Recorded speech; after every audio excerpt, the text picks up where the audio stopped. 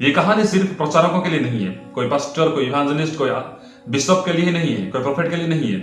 हर एक मसीह विश्वासी के लिए ये कहानी लागू होता है। देखिए, बढ़ती आबादी के साथ और बढ़ती डिमांड के साथ हमारा बिजनेस भी हमें बढ़ाना चाहिए। देखिए मालिक, मैं थोड़ा दुखित हूं कि उस गांव में कोई भी व्यक्ति अभी तक चप्पल नहीं पहनता है। यानी कि कोई भी व्यक्ति अभी तक चप्पल पहनना नहीं जानता है, नहीं सीखा है, आज तक चप्पल नहीं पहना है। ना कोई घर में चप्पल पाया गया और ना कोई बंदा अभी तक चप्पल पहनना सीखा है। लेकिन मालिक, मैं मानता हूं, मेरा दिल कहता है, हम उस गांव में बिजनेस शुरू करेंगे। अगर कोई भी परिवार प्रभु यीशु मसीह को नहीं जाना, कोई भी व्यक्ति प्रभु यीशु मसीह को नहीं जाना, कोई भी प्रार्थना करना नहीं सीखा, किसके घर में आज तक बाइबल नहीं पाया जाता, कोई भी व्यक्ति क्रिश्चियन गाना अभी तक नहीं जानता, तो ये कह के हम नेगेटिवली सोचते हैं और उस गांव में जाना पसंद नहीं करते हैं कि ये आज हमारे लिए एक बहुत बड़ा मौका है। अगर कोई गांव में, कोई घरों में कोई व्यक्ति प्रभु यीशु मसीह के बारे में नहीं सुना है, प्रभु यीशु मसीह को नहीं जाना है, अगर किसके घर में बाइबल नहीं। सलाम दोस्तों, सभी को प्रभु यीशु मसीह के मधुर नाम से हाथ जोड़ के प्यारे भरा नमस्कार। Praise the Lord. दोस्तों, मैं आज आपके सामने एक छोटी सी कहानी को लेकर आया हूं। बहुत छोटा सा स्टोरी है, लेकिन इसको सुनने के बाद हम उस कहानी को हमारे जीवन से थोड़ा रिलेट करने के लिए कोशिश करेंगे। जी हाँ दोस्तों, तो हर मसीही विश्वासी के लिए ये कहानी बहुत ही लाभदायक है, बहुत ही उनके जीवन में लागू होता है। ये कहानी सिर्फ प्रचारकों के लिए नहीं है, कोई पास्टर, कोई इवेंजलिस्ट, कोई बिशप के लिए नहीं है, कोई प्रोफेट के लिए नहीं है। हर एक मसीही विश्वासी के लिए ये कहानी लागू होता है। तो चलिए दोस्तों, इस कहानी को सुनते हैं और कुछ सीखने की कोशिश करते हैं। एक बार की बात है, एक व्यक्ति होता है और ये व्यक्ति एक चप्पल दुकान का, बहुत बड़ा चप्पल दुकान का मालिक होता है। और इसके अंडर में, यानी कि इस दुकान में बहुत सारे सेल्समैन काम करते रहते हैं।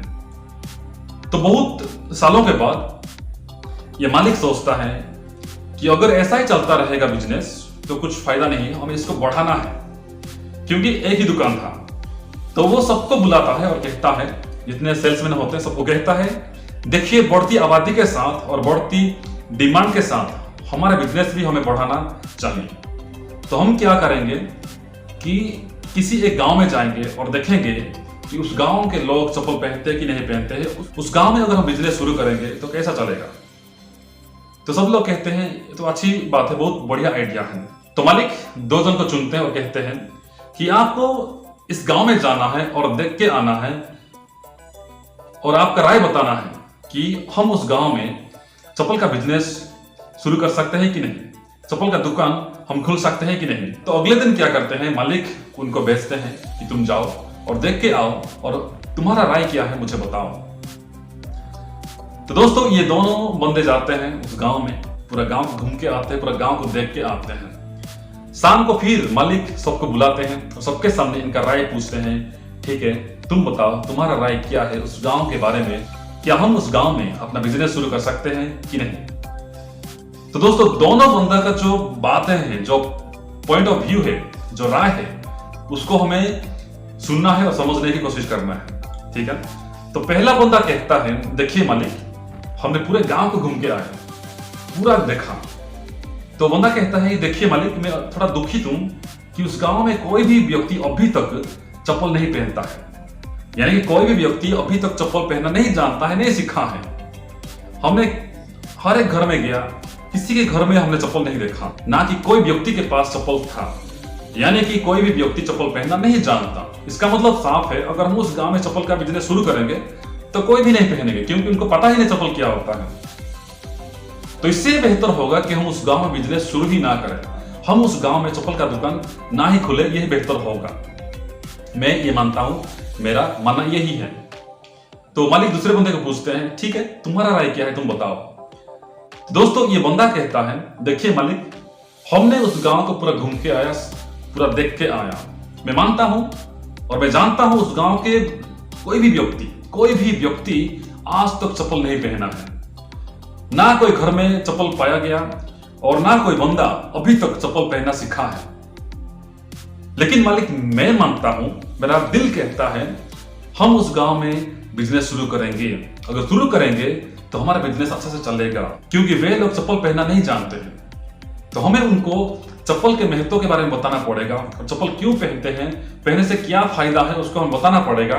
तो मेरा विश्वास है, मेरा दिल कहता है कि वे लोग जरूर चप्पल पहनेंगे और हमारा बिजनेस बहुत अच्छा से चलेगा और बिजनेस हमारा बढ़ते ही जाएगा। तो दोस्तों, दोनों व्यक्तियों का दोनों राय, दोनों पर्सपेक्टिव को हम देखा तो मालिक ने किसको चुना होगा, मालिक ने किसकी बातों को ध्यान दिया होगा।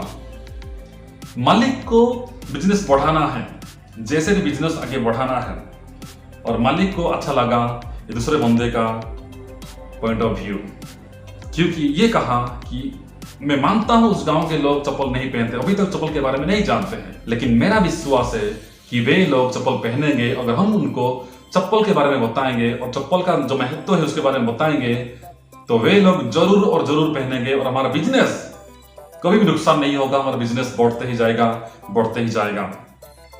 तो दोस्तों, इस कहानी से हम क्या सीख सकते हैं? मैंने पहले कहा था, इस कहानी से हम बहुत कुछ सीख सकते हैं कि विशेषकर हर मसीह व्यक्ति इस कहानी को गंभीरता से लेना बहुत जरूरी है। देखिए, आज सबको एक जिम्मेदारी दिया गया है, प्रचारक होते हैं, अपोस्टल, प्रोफेट और विश्वासी, सबका अलग अलग काम है, लेकिन काम एक ही है। क्या है? यीशु मसीह के बारे में प्रचार करना, यीशु मसीह को प्रचार करना। हाँ दोस्तों, यीशु मसीह कहते हैं कि तुम जाओ और हर एक जाति के लोगों को चेला बनाओ। ठीक है? तो दोस्तों, आज बहुत से बार हम ये देखते हैं कि हम क्या कहते हैं कि उस गांव में अभी तक कोई भी प्रभु यीशु मसीह को नहीं जाना, कोई भी परिवार प्रभु यीशु मसीह को नहीं जाना, कोई भी व्यक्ति प्रभु यीशु मसीह को नहीं जाना, कोई भी प्रार्थना करना नहीं सीखा, किसके घर में आज तक बाइबल नहीं पाया जाता, कोई भी व्यक्ति क्रिश्चियन गाना अभी तक नहीं जानता। तो ये कह के हम नेगेटिवली सोचते हैं और उस गांव में जाना पसंद नहीं करते हैं। लेकिन हम दूसरे पॉइंट ऑफ व्यू से देखें कि हाँ, अगर उस गांव में कोई प्रभु यीशु मसीह को नहीं जानते, अगर उस गांव में अभी तक किसी घर में बाइबल नहीं है, अगर वे लोग अभी तक प्रार्थना करना नहीं जानते हैं, प्रभु यीशु मसीह के बारे में सुना ही नहीं है, तो दोस्तों हमारे लिए सबसे बड़ा मौका ये है, तो कम से कम हम उनको प्रभु यीशु मसीह के बारे में और प्रभु यीशु मसीह को ही उस गांव में प्रचार करें, प्रस्तुत करें। क्या पता कोई प्रभु यीशु मसीह को जाने और उसका जीवन बदल जाए और वो अनंत जीवन पाए। हाँ दोस्तों, लेकिन हम सोचते हैं नेगेटिवली, हमें वहां जाने से कोई फायदा नहीं है, क्योंकि वे लोग प्रभु यीशु मसीह को नहीं जानते हैं, प्रभु यीशु मसीह के बारे में नहीं सुने हैं, किसके घर में भी आज तक बाइबल नहीं है, ये हम सोचते हैं और उस गांव में, उस परिवारों में हम जाना पसंद नहीं करते हैं, हम नहीं जाते हैं। दोस्तों, मैं ये कहना चाहा कि ये आज हमारे लिए एक बहुत बड़ा मौका है। अगर कोई गांव में, कोई घरों में कोई व्यक्ति प्रभु यीशु मसीह के बारे में नहीं सुना है, प्रभु यीशु मसीह को नहीं जाना है, अगर किसके घर में बाइबल नहीं है या कोई प्रार्थना करना नहीं जानता है, तो हमारे लिए एक बड़ा मौका है, बड़ा अवसर है कि हम उस मौका का भरपूर फायदा उठाएं। हम उनको कम से कम हम प्रभु यीशु मसीह को प्रस्तुत करें, प्रभु यीशु मसीह के बारे में बताएं। अगर मौका मिलता है तो उनके लिए प्रार्थना भी करें, विश्वास करें ना करें, प्रभु यीशु मसीह को स्वीकारें ना स्वीकारें, ये उनकी बात है, उनके हाथों में है, हमारे हाथ में नहीं है। हमारा काम क्या है? प्रचार करना, प्रार्थना करना, प्रभु यीशु मसीह के बारे में बताना, ये हमारा काम। हमारा काम क्या है? हम प्रभु यीशु मसीह के बारे में बताएं, प्रभु यीशु मसीह को प्रस्तुत करें, प्रार्थना करें। हमें जो भी मिलता है प्रभु यीशु मसीह का सेवाकाई करने का, हम उसको हर संभव करने के लिए कोशिश करें।